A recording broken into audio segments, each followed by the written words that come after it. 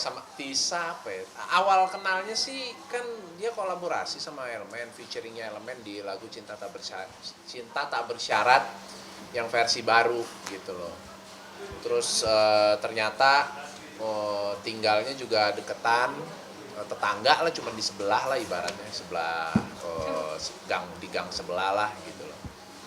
Terus anaknya enak. Yang sebenarnya yang gue kaget itu adalah untuk anak seumur dia gitu, waktu itu 17 tahun apa 16 tahun 17 tahun waktu itu gitu ya. Dia punya pengetahuan musik yang memang dia tahu yang dulu-dulu gitu loh. Yang lama-lama tahu, gue kaget kok ini anak tahu-tahuan ya. Maksudnya berarti kan dia juga mempelajari dan eksplor perbendaharaan musik yang bukan cuman yang baru-baru, yang kekinian, bahasa itu ya kan kekinian, enggak, tapi yang dulu-dulu dia juga suka bahas gitu loh. Ngobrol lah antara gue sama Tisa, ngobrol banyak soal musik segala macem, dan memang cocok ya, chemistry-nya enak, dapat. Dia anak yang sangat baik. Yang paling penting sih dia kooperatif sih gitu loh, sangat kooperatif untuk urusan pekerjaan. Ya itu bisa berjalan, hubungan itu berjalan sampai sekarang, punya hubungan yang baik gitu loh dengan keluarganya, dengan kakaknya juga kenal gitu loh. Dan memang karena dia umurnya masih, ya udah gua anggap inilah udah kayak keponakan sendiri atau adik gue sendiri, karena adik gue tuh udah pada gede-gede gitu loh. Yang paling kecil aja jauh di atas Tisa umurnya gitu. Jadi maksudnya gue ngerasa kayak ada adek gue udah pada gede, tua, udah gak lucu lagi gitu. Ini bocah nih kocak nih gitu loh. Dan dia juga nyambung kalau ngobrol, so ya gitu sih, gitu aja. Juga di salah satu program tadi, gimana mungkin? Kaget katanya, aku kaget loh om, katanya segala macam. Emang tahu, iya dikasih tahu katanya surprise gitu loh, surprise buat kamu, katanya jangan bilang-bilang kalau nanti dateng gitu, soalnya Tisa nggak tahu katanya. Oh iya, gitu aja sih. Menggandeng, bisa bilang artis muda ya untuk Elemen kemarin kan seperti Curi juga sama Tisa kan sendiri. Seperti apa sih mungkin? Apakah memang salah satu planning atau gimana untuk Elemen featuring sama? Sebenarnya lagunya sendiri udah rilis, udah tahun 2019 kemarin, Cinta Tak Bersyarat. Ada di, kalau pada mau denger, udah ada di semua digital store, digital platform udah ada. Dan next, kita masih intens komunikasi kok, gue sama Tisa. Next plan-nya mudah-mudahan gue mau bikin web series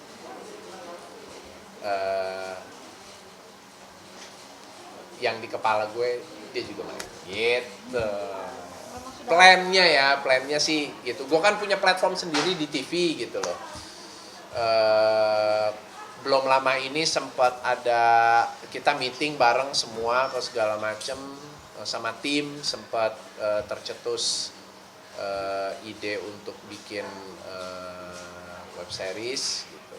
Masih on progress lah, kita juga masih mesti meeting, ketemu orang lagi dan lain-lain.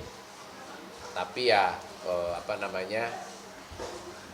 yang terlintas di kepala gue adalah Tisa main gitu. Sudah klik ya Mas Didi untuk kerja sama Tisa sendiri? Ya dari umur dia masih berapa, 16 atau 17, dia kemarin berapa, 19 tahun ya? 18 ya? 18 tahun. Ya segitu lama kita masih enak gitu loh hubungannya. Ibunya sih ngefans banget sama Elemen. Ibunya ngefans. Sebenarnya kalau dibilang angkatan mah ya jauh lah ya sama Tisa gitu loh. Mungkin Elemen atau gua angkatan nyokapnya ya, angkatan orang tuanya gitu. Gila, gak enak banget ya ngomongnya, kesannya gue udah tua banget gitu. Sengaja dipanggil om. Apa tuh? Enggak, dia tuh kayak gitu. Om di gitu loh. Om. Terus Sampai sekarang terus.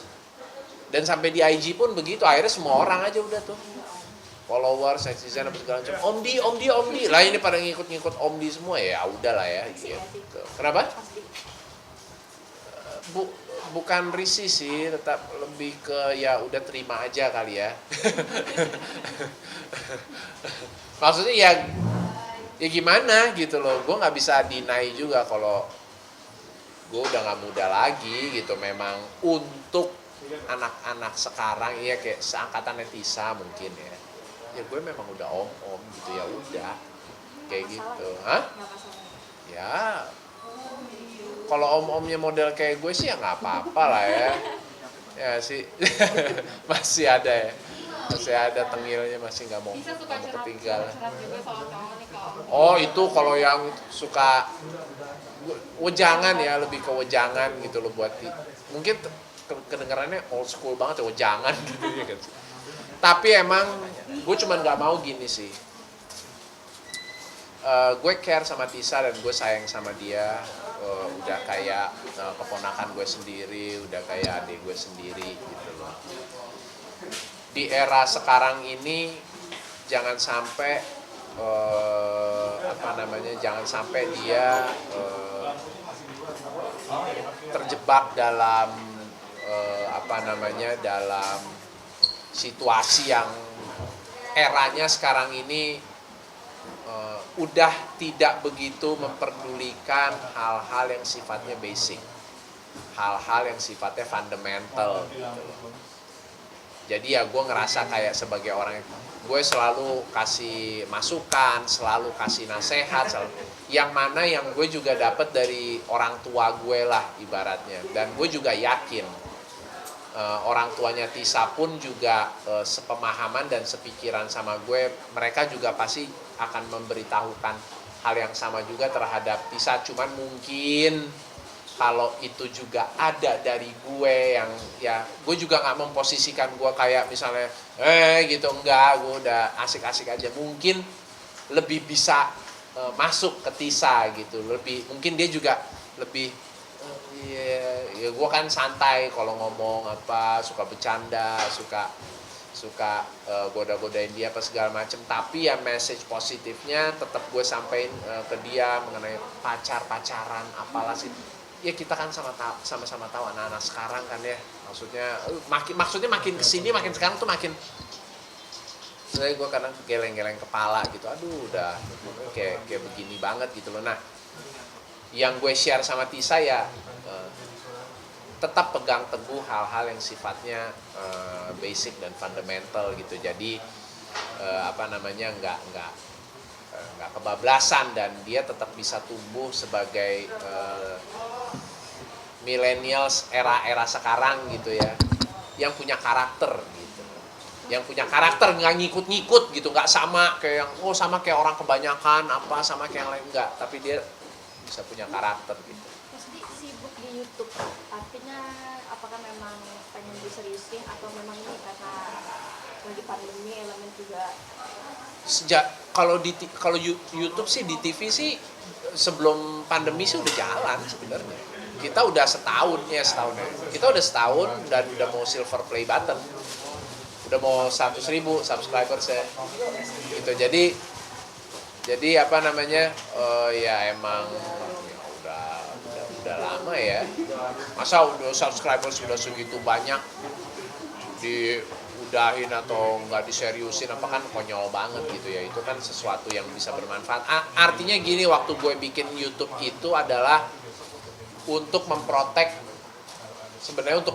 konten-konten gue gitu loh. Jadi maksudnya biar nggak, ya gue kerja bikin konten apa segala macam, masa dicomot orang gitu loh.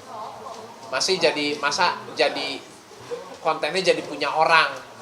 Kan bisa, kalau gue punya wadahnya, gue punya platformnya kan ya, gue bisa blast di tempat gue sendiri gitu, dan bisa ada pemasukan dari situ gitu, intinya segitu. Kontennya sendiri apa lebih ke musik atau mungkin kolaps dengan Doda gitu? Sementara ini ya ada banyak kolaps gitu, terus next gue belum bisa cerita banyak, akan ada sesuatu yang baru. Gitu, nanti akan ada sesuatu yang baru. Kayak apa ya, nambah uang Bang. Kenapa tuh?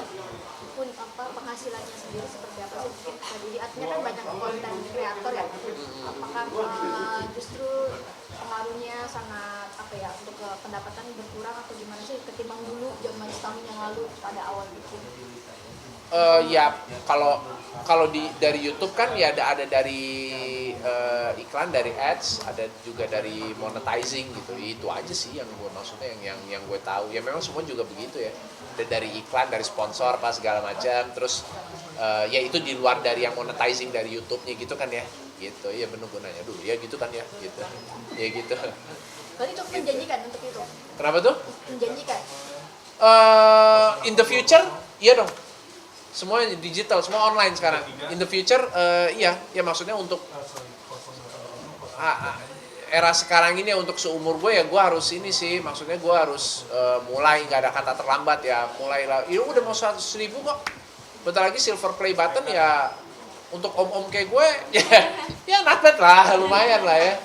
Gitu. Terlepas di luar itu gue ada kerjaan yang lain juga, ada pemasukan dari yang lain juga gitu. Tapi ya oke lah gitu, masih gemes lah, ya masih gemes.